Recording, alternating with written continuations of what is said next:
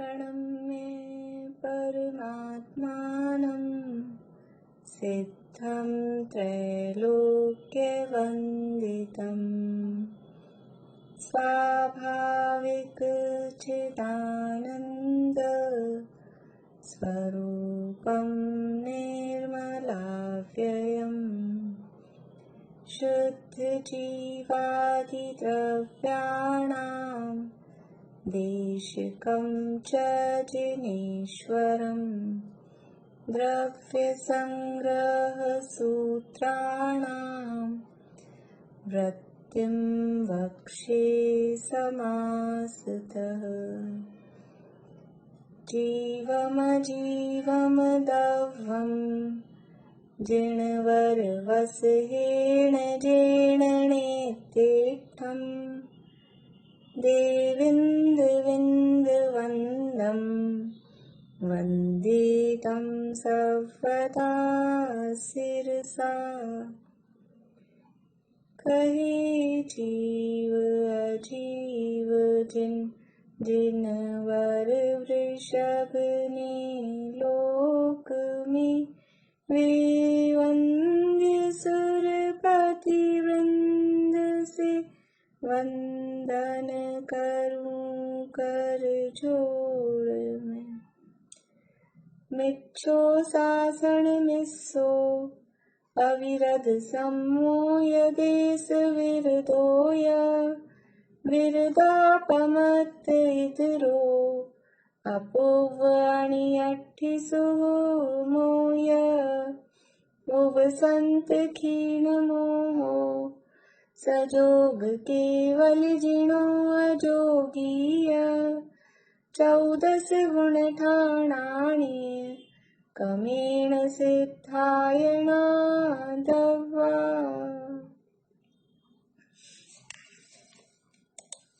गाथाएं कौन सुनाएंगे?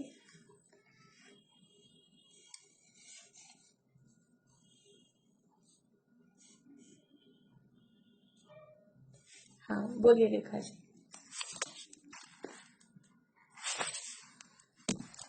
बहुत बढ़िया, बहुत बढ़िया। काफी मतलब इतना सारा थोड़ा अटक जाते हैं, कोई खास बात नहीं है। इतना सारा एक साथ बोलते हैं ना तो मिक्स हो जाता है, पर बहुत अच्छा, बहुत बढ़िया आपने। और वैसे भी आप डेली लाइव नहीं रहते हैं, पर टेलीग्राम से सुन के आप बराबर कवर करते हैं। बहुत बढ़िया है, बहुत अच्छा। एक जगह और जो 17वीं गाथा है ना धर्म द्रव्य वाली, उसमें अच्छनता नीव है शब्द, वहां ध्यान रखना है दोनों में। धर्म द्रव्य वाली गाथा जो है छाया जह पय्याणम नहीं तोयम जह मच्छाणम अच्छनता नेव सो नेई, हाँ अच्छनता वर्ड है। और जो 18वीं गाथा है उसमें गच्छनता नेव सो धरई, तो वो दोनों में ध्यान रखना है। बाकी बढ़िया, बहुत अच्छा। हाँ मीता वो मैं पूछ रही थी जो आपने बताया था विभिन्न अपेक्षाओं से पुरस्कार का विभाजन, तो उसके अंदर मतलब उसके अंदर तो खाली पॉइंट्स में दे रखा है, उसको कैसे एक्सप्लेन करना, मतलब कैसे? बस वैसे ही पॉइंट्स ही बताने, इस अपेक्षा से ऐसे ऐसे है, जैसे पॉइंट्स में दिया हुआ है ना उसी टाइप से बता देना है। कहीं कोई अपेक्षा अगर विशेष क्लियर मतलब बोलने का होता है तो उसमें आप अपनी तरफ से बोल देना, बाकी पॉइंट्स में।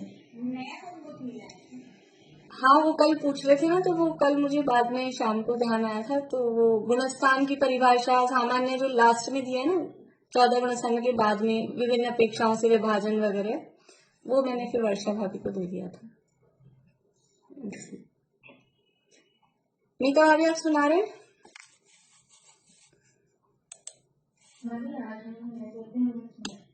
ठीक है, चलिए। गुणस्थान तो किसी को नहीं सुनाना है ना आज?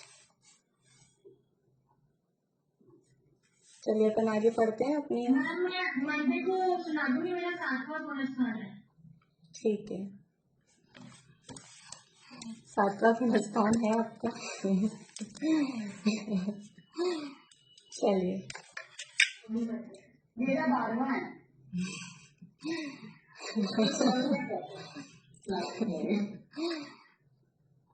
चलिए 36वीं गाथा पढ़ते हैं, उसके बाद में अपन आगे चर्चा बढ़ाते हैं। जह कालेन तवेन य बुत्तरसं कम्मपुग्गलं जेन भावेन सडधिनेया तत्सरणं चेदिनिज्जरा दुविहा। आत्मा के जिस भाव से यथा समय अथवा तप द्वारा फल देकर कर्म पुद्गल नष्ट होते हैं, उसे भाव निर्जर। अच्छा हाँ, सॉरी भूल गई। 37 चल रही है, सही बात है। मैं वही सोच रही थी कि ये पीछे कैसे आ गए अपन। कोई अच्छा। सवस कर्मणो जो क्षय दुअपणो परिणामो नेयो स्वभाव मुखो दव विमुखो यकम भावो। जो सर्व कर्मों के नाश का कारण है, क्षय हेतु नाश का हेतु यानी कारण है, ऐसा अपणो परिणामो ऐसा आत्मा का परिणाम, उसे भाव मुखो यानी भाव मोक्ष जानो। और जो कर्म भावो यानी कर्म जो आत्मा से अलग हो रहे हैं, उसे कर्मों का आत्मा से सर्वथा अलग होना, पृथक होना, वह द्रव्य मोक्ष है। ऐसा यहाँ पर मोक्ष का स्वरूप बताया, द्रव्य मोक्ष और भाव मोक्ष। तो वास्तव में मोक्ष क्या है, मोक्ष किसे कहते हैं, उसका स्वरूप यहाँ सबसे पहले बताया कि संपूर्ण कर्म मल कलंक रहित, शरीर रहित आत्मा की आत्यंतिक, स्वाभाविक, अचिंत्य, अद्भुत, अनुपम, संपूर्ण निर्मल, केवल ज्ञानादि अनंत गुणों के स्थान रूप जो अवस्थान्तर यानी जो विशिष्ट अवस्था है, वही मोक्ष कहलाती है। आत्यंतिकता क्या मतलब हुआ? आत्यंतिकता मतलब है कि अत्यंत रूप से, मतलब कि अब इसके बाद अब कुछ नहीं है, जैसा बिल्कुल चरम सीमा पे जो आ गई है, उसका मतलब है आत्यंतिक। जो बिल्कुल हाई लेवल पे, मतलब इसके बाद अब उच्च दशा कुछ नहीं, पूर्ण रूप से, हाँ पूर्ण रूप से भी कह सकते हैं। यानी चरमोत्कृष्ट जो अवस्था है, जिसके बाद अब कुछ नहीं है, संपूर्ण निर्मल जो दशा है, उसका नाम आत्यंतिक। आत्यंतिक, स्वाभाविक, अचिंत्य, अद्भुत, अनुपम, इन विशेषणों की चर्चा अपन ने करी है कल और परसों भी। अनुपम है ये जो मोक्ष दशा है, मोक्ष है वो अनुपम है। अनुपम है अर्थात जिसको किसी की उपमा नहीं दी जा सकती है। समय सार में जो पहली ही गाथा है कुंकुंदाचार्य की, ध्रुव अचल अनुपम सिद्ध की, कर वंदना में स्वपरहित, यह समय प्राभृत कह रहा, श्रुत केवली द्वारा कथित। तो सिद्ध गति के विशेषण दिए वहां, ध्रुव, अचल और अनुपम। अनुपम अर्थात जिसकी उपमा नहीं दी जा सकती है। दुनिया में उपमा देते हैं, हिरणी जैसी चाल है और चांद जैसा मुख है और कोयल जैसी आवाज है, वो तो सब उपमा वाली चीजें हैं। लेकिन ये जो मोक्ष दशा है, आत्मा का स्वरूप, उसकी वो किसी की उपमा नहीं दी जा सकती। और ये जो मोक्ष दशा है, इस मोक्ष दशा को, सिद्ध गति को या मुक्त अवस्था को भी वास्तव में किसी की उपमा नहीं दी जा सकती। कैसी है वो सिद्ध दशा कि अनुपम है, जिसको दुनिया में किसी की उपमा नहीं दी जा सकती। इसीलिए कहा कि वो जैसा सिद्ध दशा में जैसा प्रकट हुआ, वैसा आत्मा का स्वरूप है, जैसा आत्मा का यथार्थ स्वरूप है, वैसी ही सिद्ध दशा है। तो इसलिए आत्मा का स्वरूप कैसा है कि ज्ञात वह तो वही है, जो है वही है, उसको हम किसी की उपमा देके नहीं बता सकते। वैसे ही ये मुक्त दशा, मोक्ष दशा कैसी है कि अनुपम है, इसको किसी की उपमा नहीं दी जा सकती। ऐसा अद्भुत, अनुपम, संपूर्ण निर्मल, केवल ज्ञानादि अनंत गुणों के स्थान रूप, संपूर्ण रूप से निर्मल, अनंत गुण कैसे प्रकट हुए हैं वहां पर, पूर्ण रूप से निर्मल, जरा सी भी, किंचित भी कुछ अशुद्धता किसी भी गुण में अब वहां बाकी नहीं है। वास्तव में देखा जाए तो 3-4 गुण हैं जिसमें ही अशुद्धता आती है, बाकी जो अनंत गुण है ना, वो तो निर्मल ही है अभी भी। लेकिन ये श्रद्धा, ज्ञान और चारित्र की जो मलिनता है, इसका असर इतना आता है कि सारे अनंत गुण मलिन कहे जाते हैं, पूरा आत्मा मलिन कहा जाता है। ये 3 गुणों में मलिनता आती है, श्रद्धा ज्ञान चारित्र, मुख्य रूप से 3 गुणों में मलिनता है। और ये 3 गुण ही सम्यक होते हैं और उनकी पूर्ण निर्मल दशा प्रकट होती है, तो अनंत गुणों को निर्मल कहा जाता है। तो अनंत गुणों की निर्मल दशा, इनके इफेक्ट से, इन 3 गुणों के इफेक्ट से अनंत गुण मलिन कहे गए, और इन 3 गुणों के निर्मलता से अनंत गुण निर्मल कहे जाते हैं।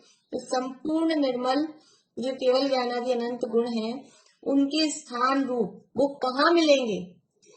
पूर्ण निर्मल सारे जो गुण हैं वो कहाँ मिलेंगे?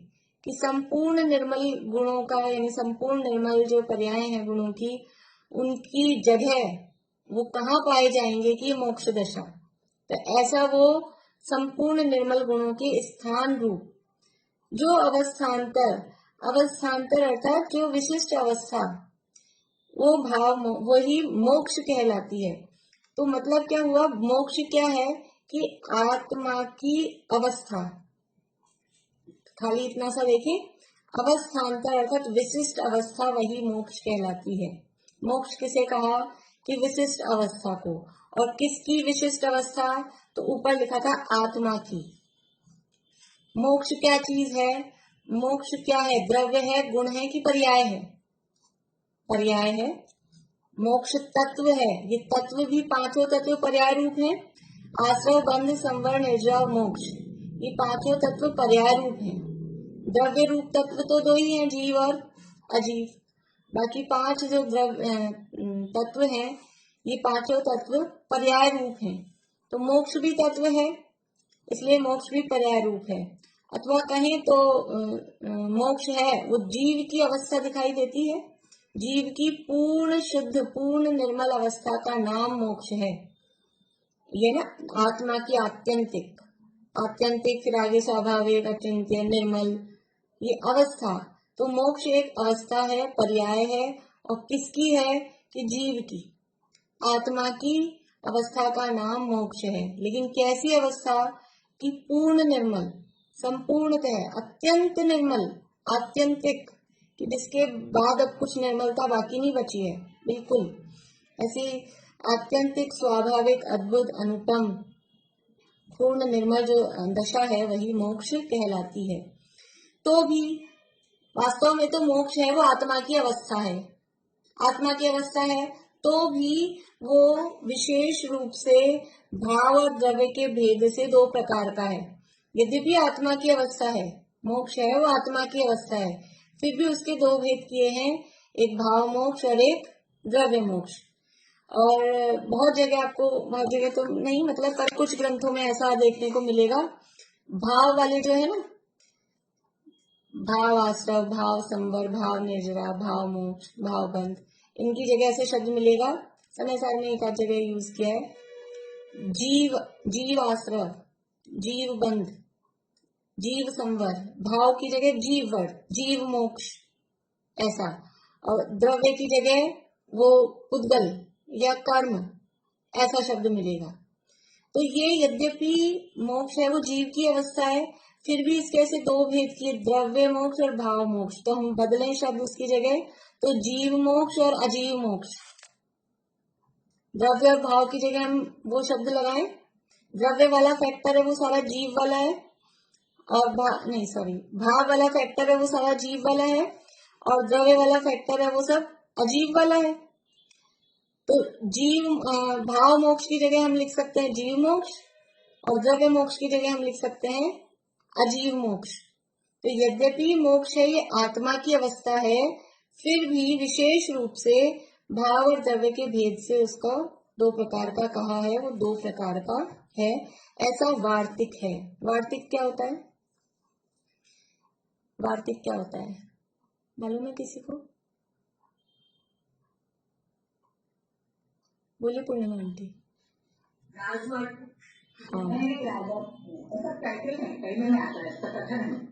हाँ, देखिए वो वार्तिक, राजवार्तिक, श्लोक वार्तिक को ही वार्तिक कहते हैं। और ऐसा वार्तिक आचार्य ने जो, देखिए एक तो होती है टीका, फिर उसी का दूसरा रूप, हम तो कॉमन रूप से सबको टीका बोल देते हैं, जितनी भी तरह की व्याख्याएं होती है ना सबको टीका बोल देते हैं।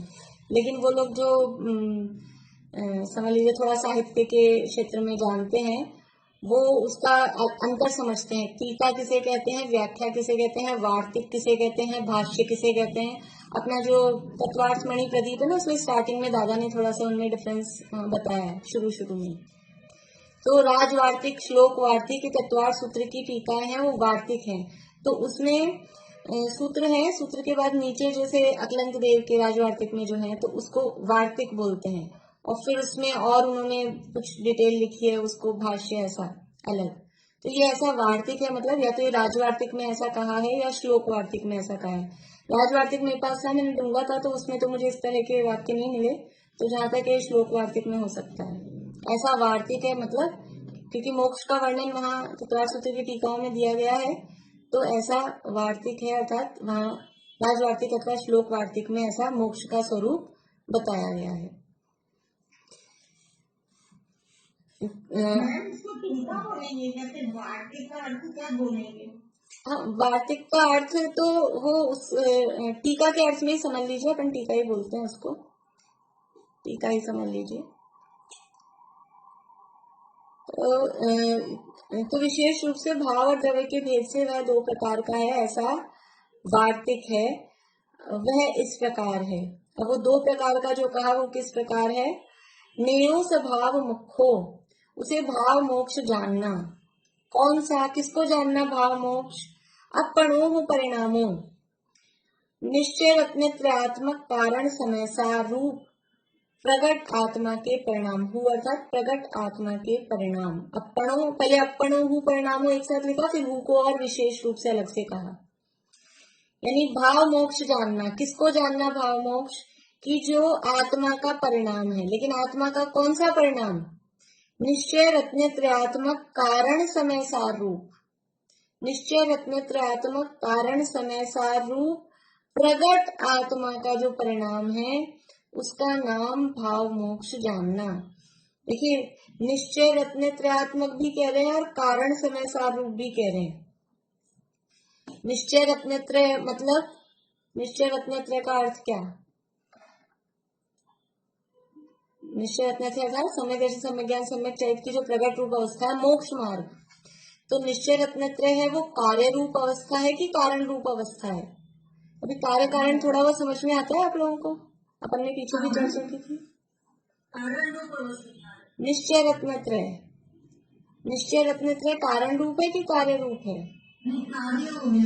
देखो, कार्य है, कार्य है, प्रगट है ना। कार्य का मतलब है पर्याय, पर्याय रूप, प्रगट पर्याय रूप। तो और जो कारण है वो द्रव्य स्वभाव रूप है। तो निश्चय रत्नत्रय, निश्चय रत्नत्रयात्मक कारण समय सार रूप प्रगट आत्मा के परिणाम क्या है भाव मोक्ष। भाव मोक्ष किसको जानना है कि निश्चय रत्नत्रयात्मक कारण समय सार रूप प्रगट आत्मा के परिणाम, यानी भाव मोक्ष है आत्मा का परिणाम। कौन सा परिणाम, प्रगट, वर्तमान में जो प्रगट आत्मा का परिणाम है। यानी भाव मोक्ष ऐसा नहीं है कि अंदर जैसे वो निश्चय भाषी की मान्यता अंदर पड़ा है, मेरे मोक्ष तो अंदर पड़ा ही है, ऐसा नहीं। वर्तमान में जो प्रगट है आत्मा का परिणाम, और कैसा कि निश्चय रत्नत्रयात्मक, कि निश्चय रत्नत्रय की जो पूर्णता है। सम्यक दर्शन, सम्यक ज्ञान, सम्यक चारित्राणी मोक्ष मार्ग है। सम्यक दर्शन, ज्ञान, चारित्राणी मोक्ष मार्ग है, और ये जो मोक्ष मार्ग हुआ इसकी पूर्णता हुई वही तो मोक्ष है। जब मार्ग पूरा हो जाएगा तो अपनी डेस्टिनेशन आ जाएगी। बीच में है तो मार्ग है, और हम अपनी मंजिल पर पहुंचे तो वो मार्ग खत्म हो गया, मार्ग की पूर्णता और मंजिल की प्राप्ति। मंजिल क्या है हमारी, डेस्टिनेशन क्या है, मोक्ष। तो ये सम्यक दर्शन, ज्ञान, चारित्र की पूर्णता हुई और ये मोक्ष हो गया। तो निश्चय रत्नत्रयात्मक की, निश्चय रत्नत्रय वो मोक्ष मार्ग है, वो मोक्ष निश्चय रत्नत्रय की जो पूर्णता हुई, एकता होने से उसकी जो पूर्ण प्राप्ति हुई वो मोक्ष है। तो ये निश्चय रत्नत्रयात्मक और कारण समय सार रूप। ये जो मोक्ष है, इस मोक्ष का स्वरूप कैसा है? ये मोक्ष का स्वरूप कैसा है तो ये कार्य रूप। मोक्ष जो अवस्था है तो पर्याय है तो कार्य रूप है। जैसे कि मोक्ष इज इक्वल टू अपन सिद्ध भगवान कह सकते हैं, मोक्ष दशा है वो सिद्ध भगवान है। तो सिद्ध भगवान को हम क्या कहेंगे? कार्य परमात्मा की कारण परमात्मा।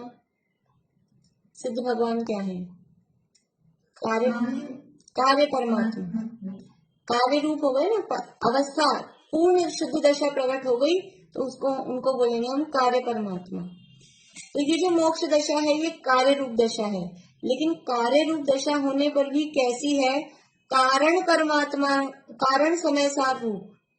कारण समय सार रूप अर्थात ये जो शुद्ध दशा प्रकट हुई है, ये बिल्कुल जैसा कारण था वैसा ही ये कार्य प्रकट हुआ है। कार्य कैसा होता है? कार्य हमेशा कारण के जैसा कार्य होता है। पीछे अपना अभी पीछे 34वीं गाथा में चला था, कारण के जैसा कार्य होता है, कारण से एक देश भिन्न कार्य होता है, वहां ये बात चली थी। कारण से एक देश भिन्न कार्य होता है, ध्यान आया आप लोगों को? 34वीं गाथा में चला था कि वो हाँ, वो तो है ही, कारण के जैसा ही कार्य होता है, वो एक सूत्र है पीछे। लेकिन 34वीं गाथा में जो चर्चा चली थी कि हाँ 16 वाहन सोना, वो 15 वाहन सोना से, लेकिन वहां शब्द क्या दिया था? एक देश भिन्न होता है। मतलब जो कार्य है वो कारण जैसा ही होता है, लेकिन एग्जैक्ट जो कारण है वो का वही वो कार्य नहीं होता है। नहीं तो दो कैसे होंगे? यदि जो कारण था वही कार्य हो गया तो वो एक ही रहा ना, दो कहाँ हुए? इसलिए कारण है वो कार्य जैसा भी है और कारण से एक देश भिन्न भी है, दोनों बातें। देखो यहाँ अभी तो यहाँ क्या बात चल रही है कि ये जो मोक्ष है, भाव मोक्ष, वो आत्मा का परिणाम है। और कैसा परिणाम है? प्रगट परिणाम है। वो प्रगट परिणाम कैसे हुआ है कि निश्चय रत्नत्रय स्वरूप है, निश्चय रत्नत्रय की पूर्णता स्वरूप, और कारण समय सार रूप है कि जैसा कारण था, कारण परमात्मा यानी शुद्धात्मा का जो स्वरूप था, बिल्कुल वैसा का वैसा ही यहाँ पर ये मोक्ष दशा प्रकट हुई है। जो ऊपर दिया, आत्मा का स्वरूप कैसा है? कर्ममल से रहित है, अत्यंत शुद्ध है, अद्भुत है, अचिंत्य है, अनुपम है, केवल ज्ञानादि स्वभाव रूप है। तो ये जैसा कारण समय सार था वैसा का वैसा ये कार्य रूप, ये जो मोक्ष दशा प्रकट हुई है ये वैसी ही हुई है। इसलिए कारण समय सार रूप, कारण समय सार के जैसा निश्चय रत्नत्रयात्मक है। समय दर्शन ज्ञान चारित्र पूर्वक ये मुक्त दशा प्रकट हुई है। कारण समय सार वो मोक्ष नहीं है, कारण परमात्मा वो मोक्ष नहीं है, लेकिन ये मोक्ष है ही आत्मा की दशा है, और बिल्कुल वो जो कारण था वैसा ही ये कार्य प्रकट हुआ है, कारण के जैसा ही। इसलिए कारण समय सार रूप प्रकट आत्मा का परिणाम, आत्मा का परिणाम वो मोक्ष है, भाव मोक्ष है। लेकिन कैसा आत्मा का परिणाम? कि निश्चय रत्नत्रयात्मक और कारण समय सार रूप, निश्चय रत्नत्रय स्वरूप, और बिल्कुल जैसा कारण समय सार था वैसा आत्मा का जो परिणाम है उसका नाम भाव मोक्ष है। वरना आत्मा के परिणाम तो और भी है। अरहंत सिद्धाचार्य पाठक साधु है, परमेश्वरीपन सब आत्मा की अवस्थाएं। तो अरहंत दशा है या साधु दशा है, एक तो ये शुद्ध दशा है, अथवा ये मोहराग देश के परिणाम विकारी अवस्थाएं, ये भी तो आत्मा का ही परिणाम है। पीछे कहा था परिणामो अपनो चेदन परिणामो, आश्रव के संबंध में, बंध के संबंध में, ये भी आत्मा के परिणाम है। लेकिन वो नहीं, आत्मा का प्रगट परिणाम वर्तमान में जो दशा प्रकट हो गई, और कैसी प्रकट हो गई कि निश्चय रत्नत्रय स्वरूप और कारण परमात्मा रूप, कारण समय सार रूप, ये जैसा कारण था वैसा ही कार्य प्रकट हो गया। और कारण कैसा था? कारण में अशुद्धता नहीं आती। जो द्रव्य स्वभाव है, कारण समय सार है, उसमें अशुद्धता नहीं आती। वो कभी मोही रागी द्वेषी अशुद्ध मलिन कर्म से संयुक्त वो कभी हुआ ही नहीं। तो वो जैसा त्रिकाल शुद्ध निर्मल कर्ममल से रहित मोहराग द्वेष से रहित जैसा वो निर्मल शुद्ध अनादि निधन कारण था, वैसी ही वो शुद्ध दशा लेकिन प्रकट, वर्तमान में वो शुद्ध दशा प्रकट हुई है। तो कैसा है वह भाव मोक्ष? निश्चय रत्नत्रयात्मक कारण समय सार रूप प्रकट आत्मा का परिणाम। कैसा परिणाम? वो परिणाम कैसा है, उससे क्या होता है? उस परिणाम से, ये तो आत्मा का परिणाम है, निश्चय रत्नत्रयात्मक, वो भाव मोक्ष है। लेकिन वो भी कौन सा परिणाम? कि सर्व द्रव्य भाव रूप मोहिनी आदि चार घाती कर्मों के नाश का जो कारण है। यहाँ तो लिखा है सर्वस्व कर्मणो जो खय हेतु, लेकिन टीका में आचार्य देव ने मोहिनी आदि घाती चतुष्क कर्मणो, चार घातिया कर्मों के नाश का हेतु कहा। यद्यपि हम मोक्ष की बात कर रहे हैं अब यहाँ, लेकिन बात कह रहे हैं भाव मोक्ष की। यहाँ भाव मोक्ष की बात कह रहे हैं, इसलिए अनंत भगवान को भी शामिल कर लिया। अदरवाइज जब हम मोक्ष की बात करते हैं तो सिद्ध भगवान की ही बात करते हैं, लेकिन यहाँ भाव मोक्ष की बात है और अनंत भगवान भी मुक्त हुए हैं इस अपेक्षा से, इसलिए यहाँ सर्व द्रव्य भाव रूप मोहिनी आदि चार घाती कर्मों के नाश का जो कारण है, जिस परिणाम से ये घातिया कर्म नष्ट हुए। घातिया कर्म नष्ट हुए, कैसे नष्ट हुए? ये शुक्ल ध्यान के माध्यम से। आत्मा का जो परिणाम है, शुक्ल ध्यान होता है ना, कर्म कब नष्ट होते हैं? 12वें गुण स्थान में दूसरा शुक्ल ध्यान, उसके माध्यम से अनंत दशा प्रकट होती है। और फिर बाकी के आघातिया कर्म कैसे नष्ट होते हैं? तो वो भी शुक्ल ध्यान है। फिर तीसरा और चौथा शुक्ल ध्यान 13वें और 14वें गुण स्थान में होता है, तो वो बचे हुए कर्म वो भी नष्ट होते हैं, सिद्ध दशा होती है। तो ये जो आत्मा का परिणाम है कि जिस परिणाम से सर्व द्रव्य भाव रूप मोहिनी आदि चार घाती कर्मों के नाश का जो कारण है, वो कारण उसका नाम यहाँ पर भाव मोक्ष कहा है। आत्मा का जो परिणाम, कौन सा परिणाम है? कि जिस परिणाम से कर्म नष्ट होते हैं, उसका नाम भाव मोक्ष है। देखो, आत्मा का परिणाम, वो परिणाम भी कारण है। जो द्रव्य होते हैं ना, द्रव्य, पारिणामिक भाव, पारिणामिक भाव बंध का कारण है कि मोक्ष का कारण है?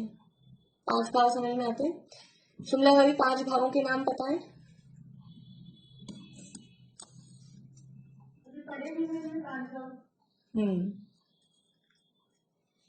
सुधा जी, आपको पता है 5 भावों के नाम?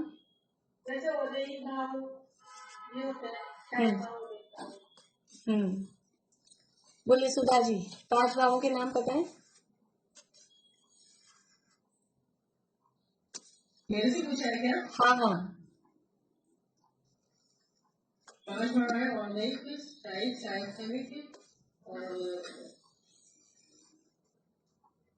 औदैक और पारिणामिक। औपशमिक, औपशमिक और पारिणामिक। हाँ, रजनी जी बोलिए 5 भावों के नाम। औदैक,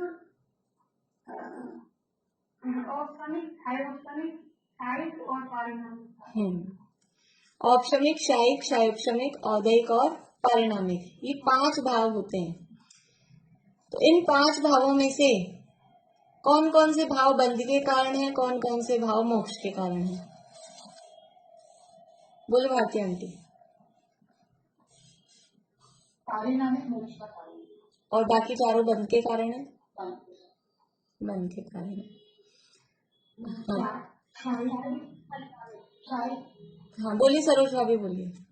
शायद भी मोक्ष का कारण है। तो 2 मोक्ष के कारण हो गए, 3 बंध के कारण हुए। स्वाभाविक वाले स्वभाव मोक्ष का कारण सभी में पाया जाता है। पारिणामिक न तो बंध का कारण है न मोक्ष का कारण है। बढ़िया बढ़िया। देखिए 5 भावों में पारिणामिक भाव है। पारिणामिक भाव न बंध का कारण है न मोक्ष का कारण है, वो पारिणामिक भाव है। यदि वो हाँ, औपशमिक, शायोपशमिक, शायोपशमिक में जो श्रद्धा ज्ञान वीर्य के हैं अनादिकाल से, वो नहीं, लेकिन जो श्रद्धा ज्ञान दर्शन वीर्य के जो भाव है, शायोपशमिक भाव, वो मोक्ष के कारण नहीं है। लेकिन जो श्रद्धा का और चारित्र के शैक्षणिक भाव है, शैक्षणिक सम्यक्ति, शैक्षणिक चारित्र, वो मोक्ष के कारण है। तो बंध का कारण तो मुख्य रूप से औदैहिक भाव ही सिद्ध हुआ। बंध का कारण तो औदैहिक भाव ही है मुख्य रूप से, और बाकी 3 भाव मोक्ष के कारण है। और पारिणामिक भाव बंध और मोक्ष का अकारण है, न बंध का कारण है न मोक्ष का कारण है। जो पारिणामिक भाव है, जो द्रव्य रूप जीवत्वपना, जीवत्वपने से बंध होगा कि मोक्ष होगा? तो आप कहोगे मोक्ष का कारण है।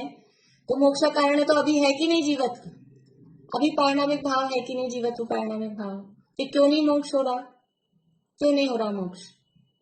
क्योंकि वो न बंध का कारण है, और वो मोक्ष का कारण भी नहीं है। और यदि वो जीवत्व बंध का कारण हो, तो बंध का कारण हो तो फिर सिद्ध भगवान को भी बंद हो जाना चाहिए, क्योंकि उनके भी जीवत्व है।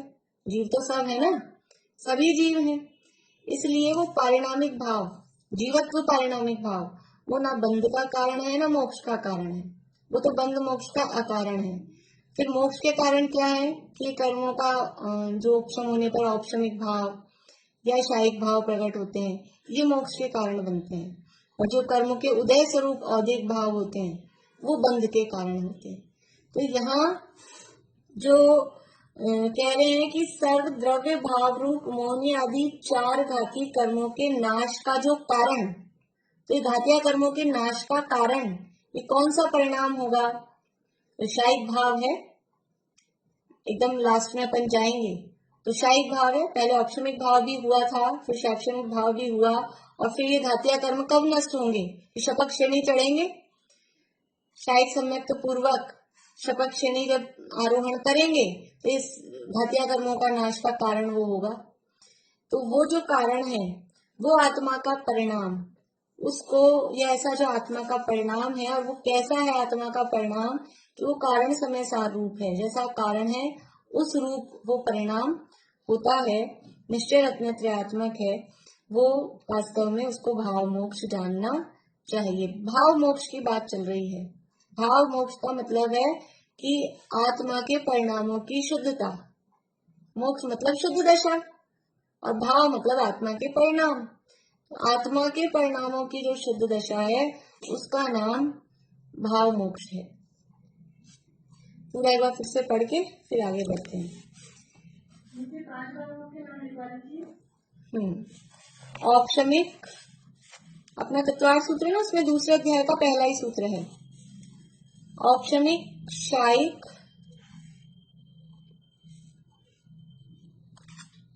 शायोपशमिक, औदैहिक और पारिणामिक। आपने दीदी इसके ऊपर बोला भी था ना इस टॉपिक पर? हाँ, वो 1-2 दिन क्लास हुई थी तो बहुत अच्छा हुआ था वो। देखिए, उसे भाव मोक्ष जानना वह कौन सा निश्चय रत्नत्रयात्मक कारण समय सार रूप प्रगट आत्मा के परिणाम। कैसा परिणाम? सर्व द्रव्य भाव रूप मोहनी आदि 4 घाती कर्मों के नाश का जो कारण है, घातिया कर्मों के नाश का अथवा सर्व कर्मों के नाश का जो कारण है वो आत्मा का परिणाम, उसका नाम भाव मोक्ष है। अब द्रव्य मोक्ष का कथन करते हैं। द्रव्य मोक्ष क्या है? द्रव्य विमुखो अयोगी गुणस्थान के अंतिम समय में द्रव्य मोक्ष है। अयोगी गुणस्थान कौन सा है? किसका है अयोगी गुणस्थान? अयोगी 13वां है, 14वां है। किसको मिला हुआ है? सुधा जी को 14वां गुणस्थान। अयोगी गुणस्थान के अंतिम समय में द्रव्य मोक्ष है। जब ये अयोगी यानी 14वें गुणस्थान का अंतिम समय आया, ये लास्ट समय, और यही बस बिल्कुल जो लास्ट वो टाइम उसका पूरा हुआ, और वो ही कहलाता है द्रव्य मोक्ष। बिल्कुल जस्ट नेक्स्ट अयोगी गुणस्थान के अंतिम समय में द्रव्य मोक्ष है। वह द्रव्य मोक्ष कैसा है? पंकोत्कीर्ण शुद्ध बुद्ध जिसका एक स्वभाव है, ऐसे परमात्मा से आयु आदि शेष 4 अघाती कर्मों का भी अत्यंत रूप से पृथक होना, भिन्न होना, छूट जाना, वह द्रव्य मोक्ष है। ऊपर बात करी थी भाव मोक्ष की, तो यहाँ तो भाव मोक्ष समझ लीजिए अनंत भगवान से लिया, चार घातिया कर्मों का अभाव होने से, क्योंकि मुक्त दशा की बात चल रही है, मोक्ष तत्व की बात चल रही है। अदरवाइज हम मोक्ष चार प्रकार के मोक्ष भी कहते हैं, दृष्टि मोक्ष, मोह मुक्त, देह मुक्त और जीवन मुक्त। जीवन मुक्त और फिर देह मुक्त। दृष्टि मुक्त कहाँ पर हो गए? दृष्टि मोक्ष, श्रद्धा की अपेक्षा से मोक्ष, वो कहाँ पर हो गया? चौथे गुण स्थान में हो गया। फिर मोह से मुक्त, मोह से मुक्त कहाँ हुआ? मोह से मुक्त हो गया समझ लीजिए 10वें के अंत में कहें या 11वें 12वें में, 10वें गुण स्थान के अंत समय में मोह से मुक्त हुआ, या स्पष्ट रूप से 11वें और 12वें गुण स्थान में मोह मुक्त है। और जीवन मुक्त, जीवन मुक्त मतलब ये जो यहाँ भी बात कही कि अब नया जीवन धारण नहीं करेंगे, 14 नहीं, वो देह मुक्त में लेंगे, ये अनंत दशा को, हाँ अनंत दशा में जीवन मुक्त कहा। जीवन मुक्त मतलब है कि वे बाहरी 10 प्राणों से जीवन अब नहीं रहा, भाव इंद्रियां नहीं है, भाव मन नहीं है, ये भाव प्राण वगैरह अब नहीं रहे, इसलिए जीवन मुक्त कहा। और देह मुक्त, देह मुक्त कब हुआ? ये जो द्रव्य मोक्ष, ये जो द्रव्य मोक्ष कहा ना कि 14वें गुण स्थान के अंतिम समय में, जब पूरे 4 घाती कर्मों का तो पहले ही नाश हो गया था, अभी 4 अघाती कर्मों का भी नाश जब हुआ, तो ये 14वें गुण स्थान के अंतिम समय में 4 अघाती कर्मों का भी अत्यंत रूप से पृथक होना, या अत्यंत वर्ड पहले ऊपर भी आत्यंतिक आया था और यहाँ भी अत्यंत रूप से पृथक होना, कि ऐसा नहीं कि अभी तो अलग हुए हैं, जैसे 11वें गुण स्थान की स्थिति कि अभी तो वितरागी हो गए, फिर थोड़ी देर बाद में राग आ जाएगा, फिर थोड़ी देर बाद में मोह आ जाएगा, वो अत्यंत पृथक नहीं है 11वें गुण स्थान वाला। लेकिन अत्यंत पृथक मतलब अब एक बार गया तो अब दोबारा कभी आने के चांसेस किसी भी तरह से कभी भी नहीं आएंगे, उसका नाम है अत्यंत रूप से पृथक होना। यानी जैसे जला दिया किसी चीज को, तो बीज को जला दिया तो अब दोबारा नहीं उगेगा, ऐसे आप छोड़ दो कहीं फेंक दो तो फिर से उग सकता है, लेकिन जला दिया तो जलने के बाद में दोबारा नहीं उगेगा, वो अत्यंत रूप से नष्ट हो गया। ऐसे ही अत्यंत रूप से कर्मों से आत्मा पृथक हो गया, दोबारा कभी, तो ऐसे तो कर्मों से पृथक होते ही रहते हैं, हर समय जो निर्जरा हो रही है ना, कर्म अलग भी हो रहे हैं, लेकिन वो अत्यंत रूप से पृथक नहीं हो रहे, क्योंकि अभी अलग हुए हैं, अभी बंधे भी जा रहे हैं, जब अलग हो रहे हैं तभी बंधे भी जा रहे हैं, इसलिए वो अत्यंत रूप से पृथक नहीं है। लेकिन ये 14वें गुण स्थान के अंतिम समय में अब बिल्कुल भी दोबारा कभी किसी भी तरह से कैसे भी कोई चांसेस नहीं है कि वो कर्म दोबारा से बंध जाएं। इससे ये भी समझ में आता है, पीछे शुरू की गाथाओं में कहा कि अन्य मतों का जो मतार्थ का वर्णन किया ना कि सिद्ध भगवान उतर के दोबारा से आ जाते हैं संसार में, ऐसी कोई ऑप्शन नहीं है, अत्यंत रूप से कर्म पृथक हो गए हैं, इसलिए दोबारा अवतार वाली जो कॉन्सेप्ट है, अवतार बात जो मानते हैं, वो कभी नहीं होता। टंकोत्कीर्ण शुद्ध बुद्ध जिसका एक स्वभाव है, ऐसे परमात्मा से ये कर्मों का अत्यंत भिन्न हो जाना। कैसा है परमात्मा? कौन से परमात्मा से? अनंत भगवान से। अनंत भगवान बन गए थे ना, जो अनंत भगवान बन गए थे 4 घातिया कर्मों का नाश होने पर, अब उन अनंत परमात्मा से ये 4 अघातिया कर्मों का अत्यंत रूप से अलग हो जाना। ये अनंत परमात्मा की बात नहीं चल रही, ये टंकोत्कीर्ण शुद्ध बुद्ध जिसका एक स्वभाव है, यद्यपि वो बाहर में भी अनंत परमात्मा है, लेकिन ये यहाँ जो बात चल रही है वो कौन से परमात्मा की, कि वही जो अंदर कारण परमात्मा, अरहंत रूप कार्य परमात्मा के अंदर भी उस अनंत दशा का जो कारण स्वरूप स्वभाव रूप जो कारण परमात्मा है, ऐसा है शुद्ध आत्मा, अपना द्रव्य स्वरूप जो आत्मा है उससे कैसा है वो आत्मा कि टंकोत्कीर्ण, टंकोत्कीर्ण समझ में आता है? टाइम हो जाता है आजकल अपना जल्दी, टाकी से उकेर देते हैं किसी चीज में, बर्तनों में नाम लिख देते हैं, तो वो तो फिर भी वो लिखते हैं, लेकिन वो इतना गहरा नहीं खुदता है, कभी कभी यूज में लेते लेते 10 साल में 15 साल में वो नाम मिट भी जाते हैं। लेकिन कुछ ऐसे होते हैं कि वो टाकी से उकाड़ के पत्थर पे उकेर दिया तो कभी मिटेगा ही नहीं। ऐसा टंकोत कीर्ण शुद्ध बुद्ध, ऐसा हमारी जो शुद्धता है ना, मेरे स्वभाव की शुद्धता कैसी है कि जरा से एक मोह राग द्वेष आ गए, कर्म आ गए, इससे शुद्धता ये ऊपर दिखाई दे रही है, ये ऊपर की लहरें हैं। अंदर का स्वभाव कैसा शुद्ध है, ऐसा शुद्ध है टाकी से उकेरा हुआ, जो कभी मिटेगा नहीं, वो शुद्धता कभी मिटेगी नहीं। ऐसा शुद्ध बुद्ध जिसका एक स्वभाव है, ऐसे परमात्मा से आयु आदि शेष चार अघाती कर्मों का भी अत्यंत रूप से पृथक होना, भिन्न होना, छूट जाना, वह द्रव्य मोक्ष है। थोड़ी बहुत चर्चा कल और इसकी करके फिर आगे मुक्त आत्मा के सुख का वर्णन ये कल करेंगे। अच्छा विषय है। कुछ लोगों को हो सकता है आज का प्रकरण समझ में नहीं आया। अर्पणा जी, आपको समझ में आया बातें?